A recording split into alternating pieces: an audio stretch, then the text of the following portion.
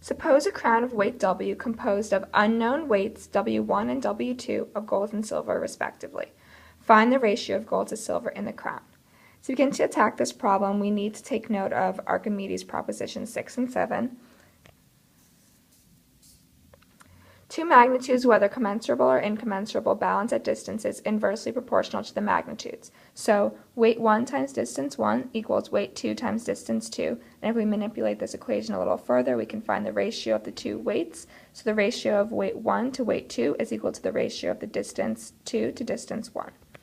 So to begin to approach the crown problem, Archimedes measured the weights respectively of gold and silver by comparing the displacement of water when the crown is placed in water. So we can write down what we know so far, that big W is equal to W1 plus W2. And we're also going to let F equal the total displacement of water when the crown is placed in water.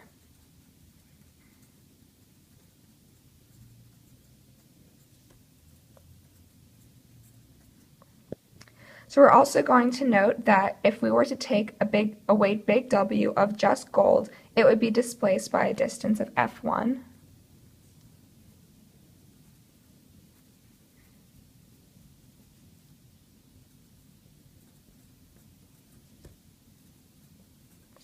Therefore, if we were to take a weight W1 of gold, it would be displaced by a distance of W1 over big W times F1.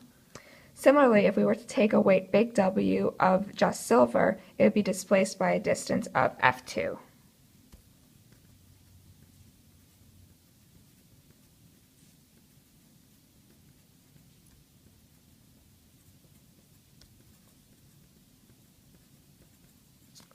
Therefore, if we were to take a weight of W2 of silver, it would be displaced by a distance of W2 over big W times F2. Therefore, to find the total displacement of water, we're able to say that it's equal to W1 over big W times F1 plus W2 over big W times F2 equals F. So what we're trying to find is the ratio of gold to silver. So first we're able to plug in W1 plus W2 is equal to W. So then we have W1 over W1 plus W2 times F1 plus W2 over W1 plus W2 times F2 equals F. And so we'll multiply both sides by W1 plus W2 to get W1 F1 plus W2 F2 equals F times W1 plus W2, which is equal to FW1 plus FW2.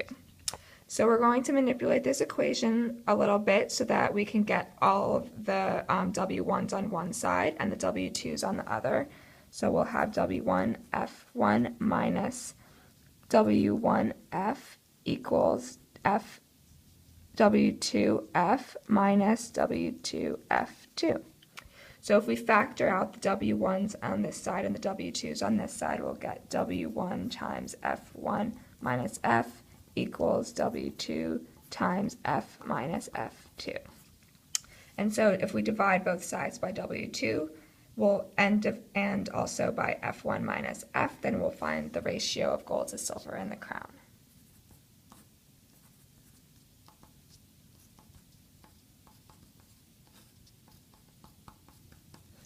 And we'll note that this ratio of W1 to W2 is equal to the distance of water displaced of W1, F minus F2, and then the distance displaced by weight 2 of silver over the distance displaced by weight 1.